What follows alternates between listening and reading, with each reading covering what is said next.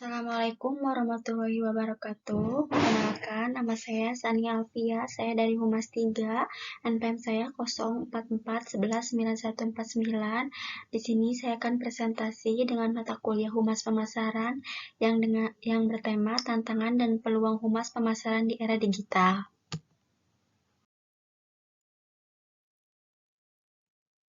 Yang pertama ada pendahuluan.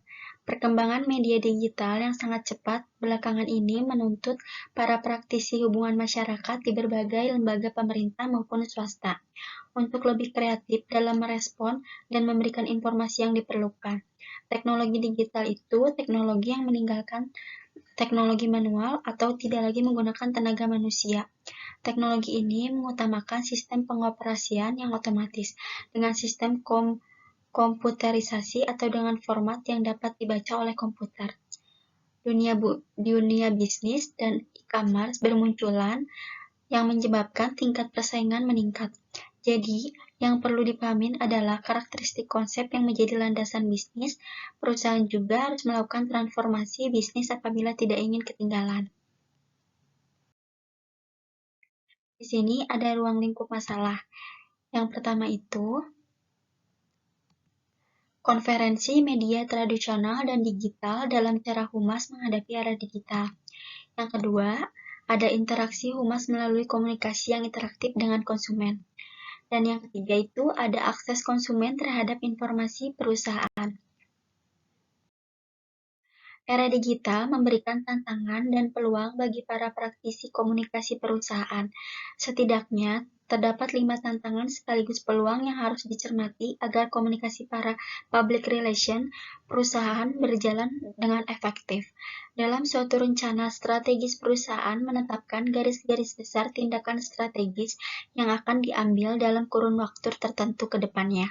Seorang praktisi public relation dapat menetapkan objektifnya dan bekerja berdasarkan objektif tersebut, sama seperti bagian atau divisi lain di dalam perusahaan.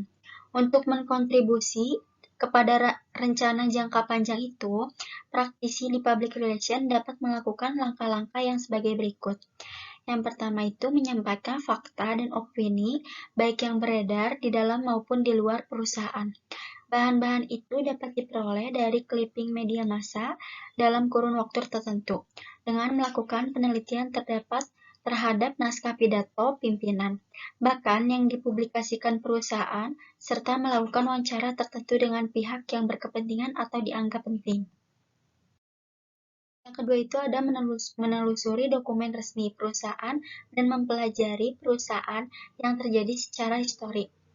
Perubahan ini umumnya disertai dengan perubahan sikap perusahaan terhadap publiknya dan sebaliknya. Yang ketiga itu ada melakukan analisis SWOT. SWOT di sini yaitu kependekan dari strength, yaitu kekuatan, weakness, kelemahan, opportunities, peluang, dan threats, ancaman.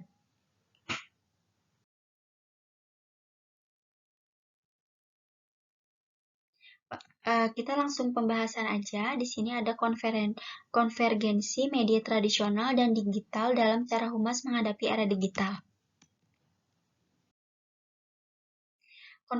Konvergensi media adalah penggabungan atau pengintegrasian media-media yang ada untuk digunakan dan diarahkan ke dalam satu titik tujuan. Jurnalisme konvergensi melibatkan kerjasama antar jurnalis media cetak, media siar, dan media web yaitu daring untuk menghasilkan berita terbaik yang memungkinkan dengan menggunakan berbagai sistem penyampaian. Hal ini menyebabkan berkembang media konvensional menjadi digital. Di era digital pada saat ini, revolusi digital telah mengubah cara pandang dalam menjalani kehidupan yang sangat canggih.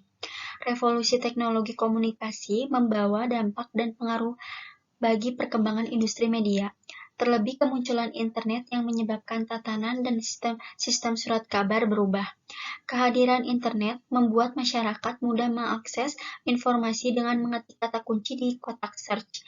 Namun, perkembangan teknologi komunikasi terus berkembang, seperti menghadirkan penemuan-penemuan yang mengubah bacaan kertas menjadi dapat dibaca melalui perangkat elektronik, smartphone, atau komputer.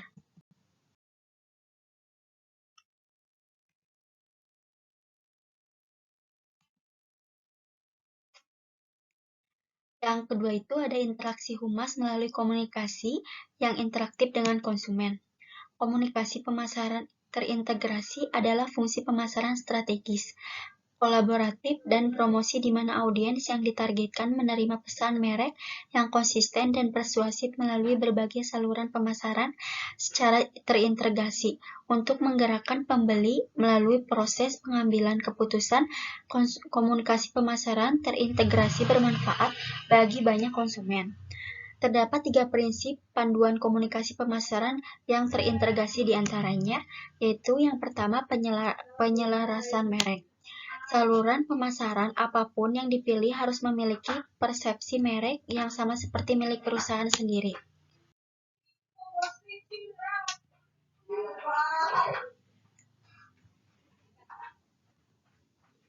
Yang kedua itu ada keselarasan pelanggan. Pilih saluran tempat konsumen yang sudah aktif. Jika menargetkan generasi muda, beriklanlah di platform media sosial seperti Instagram, bukan Facebook. Yang ketiga itu ada penyelarasan anggaran. Pilih saluran pemasaran yang sesuai dengan anggaran Anda yang jelas. Jika tidak memiliki anggaran, mendapatkan iklan cetak di koran nasional mungkin berada di luar jangkauan. Rencana pemasaran perusahaan besar manapun akan memiliki beberapa kampanye di beberapa saluran secara bersamaan.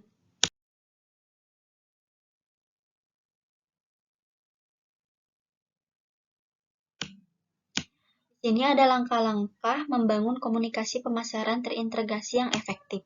Yang pertama itu ada identifikasi metode komunikasi pemasaran yang berbeda. Yang kedua itu ada mengembangkan rencana komunikasi pemasaran. Yang ketiga ada memahami proses pengambilan keputusan pelanggan. Yang terakhir ada terapkan rencana komunikasi pemasaran.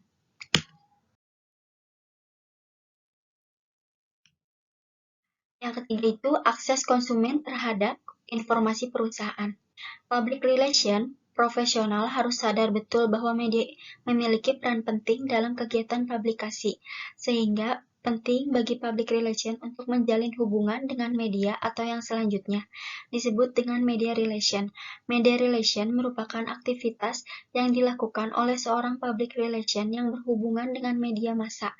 Dalam hal ini adalah kegiatan publikasi perusahaan. Media relation penting dilakukan bagi seorang public relation karena tujuannya adalah untuk reputasi perusahaan.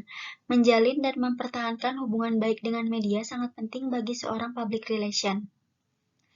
Sehingga penting sekali bagi public relation profesional untuk menjalin hubungan baik dengan media. Kunci dari kegiatan media relation adalah konsisten.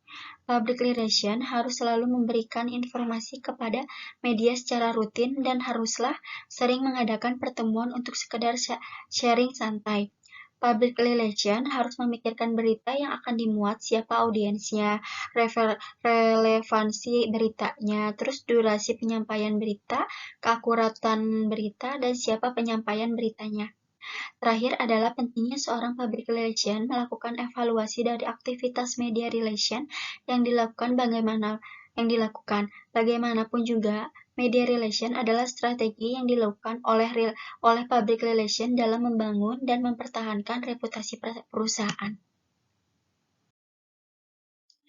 Jadi, kesimpulannya, humas pemasaran merupakan bagian dari humas secara umum yang memiliki peran penting dalam menjalankan tugasnya. Pada dasarnya, humas merupakan praktisi yang praktisnya melibatkan informasi beserta hal-hal menunjang, termasuk dengan era digital yang telah menggantikan era konvensional. Sebagai humas pemasaran, tentu saja akan mendapatkan banyak sekali peluang dengan kini adanya era digital dengan segala teknologi di dalamnya yang dapat meningkatkan kemudahan serta peluang bagi humas pemasaran. Dibutuhkan seorang humas yang dapat melihat peluang terbuka dan menjalankan tugasnya secara utuh. Era digital membawa banyak sekali kesempatan bagi praktisi-praktisi humas pemasaran dalam mengembangkan potensinya.